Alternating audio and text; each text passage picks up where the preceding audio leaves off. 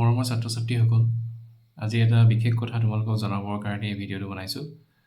আহ, তোমালোকে হয়তো কিছুমানে গম পাইছা যে এই বছৰ ক্লাছ 10ৰ গণিতৰ কিতাপখন অলপ চেঞ্জ হৈছে। অলপ নহয় আচলতে বহুখিনি চেঞ্জ হৈছে। তো আজি মই এখন কিতাপ পাইছোঁ আৰু সেই কিতাপখন মই অলপ ষ্টাডি কৰি কিছুমান কথা গম পাইছোঁ যিবোৰ মই তোমালোকৰ আগত প্ৰকাশ কৰিবলৈ লৈছোঁ। যিসকলে 9ৰ পৰা এবাৰ 10লৈ পাইছা আৰু অহা বছৰ তোমালোকে মেট্ৰিক পৰীক্ষা দিবা, সেইসকলে যদি পুৰণা কিতাপ এখন লৈছা কাৰোবাৰ পৰা, তেনেহ'লে সেইখন নহ'ব, কাৰণ নতুন কিতাপ আহিছে স্কুলবিলাকলৈ আৰু তোমালোকে এইকেইটা কথা মনত ৰাখিবা যে পুৰণা কিতাপখনৰ লগত নতুন কিতাপখনৰ যথেষ্ট সাল সলনি হৈছে।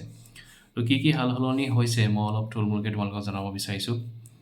এতিয়া মই দেখিছোঁ যে যোৱা বছৰলৈকে যিখন কিতাপ আছিল ক্লাছ 10ত, তাত 15টা চেপ্টাৰ আছিলে, কিন্তু এইবাৰ 14টা চেপ্টাৰ কৰিছে, এটা চেপ্টাৰ কমালে। তোমালোকৰ যিটো অংকনৰ যিটো চেপ্টাৰ আছিলে সম্পূৰ্ণ সেইটো ইয়াত বাদ দিছে আৰু কিতাপখন যথেষ্ট সৰু হৈ গ'ল। আগৰ কিতাপখনৰ যিটো কলেবৰ আছিলে ডাঙৰ আছিলে, এইবাৰ কিন্তু কিতাপখন সৰু হৈছে যিহেতু চেপ্টাৰ এটা কমিছে।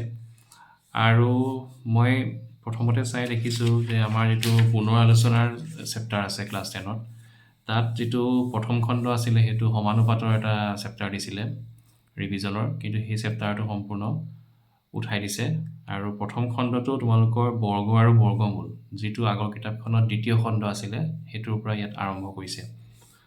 তাৰপিছতে উদাহৰণৰ যিবোৰ এক্সাৰচাইজ আছে, সেইবিলাক উদাহৰণৰ অংকবিলাক সেইবিলাক তোমালোকৰ বহুত চেঞ্জ হৈছে। লগতে প্ৰতিটো এক্সাৰচাইজত যথেষ্টখিনি নতুন পেটাৰ্ণৰ MCQ টাইপ যিবোৰ আছে, যুক্তি উক্তি এনেকুৱা, সেইবিলাক ধৰণৰ তোমালোকৰ কুৱেশ্যন ইয়াত সন্নিৱিষ্ট কৰিছে। আগৰ বহুত কুৱেশ্যন নাই বৰ্তমান কিতাপখনত, কিছুমান কুৱেশ্যন আছে কিছুমান কিন্তু নাই, আৰু কিছুমান এক্সাৰচাইজত কুৱেশ্যনৰ সংখ্যাটো বঢ়াই দিছে। যিদৰে উদাহৰণত বেলেগ বেলেগ উদাহৰণৰ অংক দিছে, ঠিক সেইদৰে এক্সাৰচাইজবিলাকতো বেলেগ বেলেগ এক্সাৰচাইজ দিছে, সেইটো ভাল কৰিছে।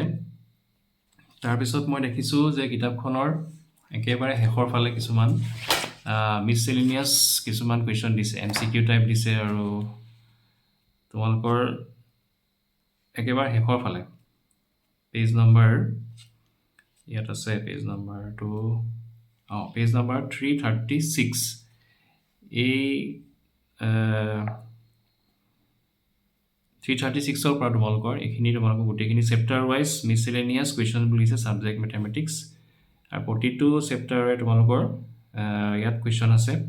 এই কুৱেশ্যনখিনি কিন্তু বৰ ইম্পৰ্টেণ্ট হ'ব মেট্ৰিক পৰীক্ষাৰ কাৰণে অহা বছৰ। তো এই কুৱেশ্যনখিনি তোমালোকে ভালকৈ প্ৰেক্টিছ কৰিব লাগিব, আৰু এইখিনি তোমালোকক চাগে স্কুলত টিচাৰে তোমালোকক শিকাবই। কিতাপখন যথেষ্ট ভাল কৰিছে এইবাৰ। তাৰপিছতে যিটো আমাৰ বিত্ত সম্বন্ধীয় কালি, এই চেপ্টাৰটো আছিলে, এই চেপ্টাৰটোৰ যিটো প্ৰথম পাঠ আছিলে, তাত বিত্তৰ কালিৰ ওপৰত কিছুমান কুৱেশ্যন আছিলে, আৰু বিত্তৰ কালি বুলি আছিলে সেইটো। তো সেই অংকটো নাই, তাৰ পিছৰ যিখিনি বিত্তখণ্ডৰ কালি আৰু বিত্ত কলাৰ কালি, সেই পাৰ্টটো আছে, আৰু তাতো কুৱেশ্যন বহুত চেঞ্জ কৰিছে। তাৰপিছত তোমালোকৰ যিটো ত্ৰিকোণমিতিৰ পৰিচয় চেপ্টাৰটো আছে, তাত যথেষ্ট সংখ্যক কুৱেশ্যনৰ সংযোজন কৰিছে, আৰু তোমালোকৰ প্ৰেক্টিছৰ কাৰণে আচলতে বেছিকৈ সংযোগ কৰিছে। লগতে যিটো আমাৰ যোৱা বছৰ অমিটিং আছিলে ত্ৰিকোণমিতিৰ প্ৰয়োগ চেপ্টাৰটো, এইবাৰ হয়তো সেই চেপ্টাৰটো ছাত্ৰ ছাত্ৰীয়ে পঢ়িব লাগিব, প্ৰেক্টিছ কৰিব লাগিব তাৰ কুৱেশ্যনখিনি, আৰু মেট্ৰিক পৰীক্ষাত আহিব। চিলেবাছ তোমালোকক দি দিব, চিলেবাছ দিয়াৰ পিছত আমি গম পাম যে সেই চেপ্টাৰটো পঢ়াব লাগিব নে নালাগে, কিন্তু মোৰ মতে চাগে এইবাৰ সেই চেপ্টাৰটো পঢ়াব লাগিব। তাৰপিছত মই ক'লোৱে এনেকুৱা ধৰি লোৱা তোমালোকৰ যুক্তি উক্তি টাইপৰ যিবোৰ কুৱেশ্যন আছে, সেইবোৰ উদাহৰণৰ সন্নিৱিষ্ট কৰিছে। আৰু বিশেষ মই নকওঁ ইয়াত, তোমালোকে কিতাপখন যেতিয়া পাবা নিজে গম পাবা। পুৰণা যিখন কিতাপ আছে সেইখনৰ লগত তোমালোকে তুলনা কৰি চাবা, পুৰণা কিতাপখনৰ কিছুমান কুৱেশ্যন চাগে ইয়াত দিয়া নাই, গতিকে সেইবিলাক তোমালোকে প্ৰেক্টিছ কৰিবা। লগতে নতুন কিতাপখনৰ যিখিনি কুৱেশ্যন দিছে সেইখিনি তোমালোকে প্ৰেক্টিছ কৰিবই লাগিব। তাৰপিছত তোমালোকৰ ইয়াত স্তম্ভ 1, স্তম্ভ 2, অৰ্থাৎ ক অংকৰ লগত খ অংক মিলোৱা, সেই টাইপৰ কুৱেশ্যন দিছে। তাৰপিছতে MCQত আমাৰ যিবিলাক এটা কুৱেশ্যনৰ দুটা আনচাৰ থাকে ধৰি লোৱা, এনেকুৱা কুৱেশ্যন তোমালোকৰ সন্নিৱিষ্ট কৰিছে।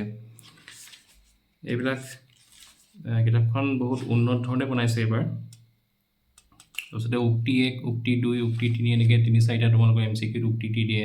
তাৰ ভিতৰত কেতিয়াবা এটা শুদ্ধ হয়, কেতিয়াবা এটাতকৈ বেছি শুদ্ধ হয়। তো তেনেকুৱা ধৰণৰ তোমালোকৰ ইয়াত কুৱেশ্যন সন্নিৱিষ্ট কৰিছে। এইখিনিয়ে চেঞ্জ কৰিছে আৰু কিছুমান বস্তু ইয়াত মানে বাদ দিছে, সেইখিনি বস্তু তোমালোকে মন কৰিব লাগিব। আগৰ কিতাপখনৰ লগত মিলালে নিশ্চয় তোমালোকে গম পাবা।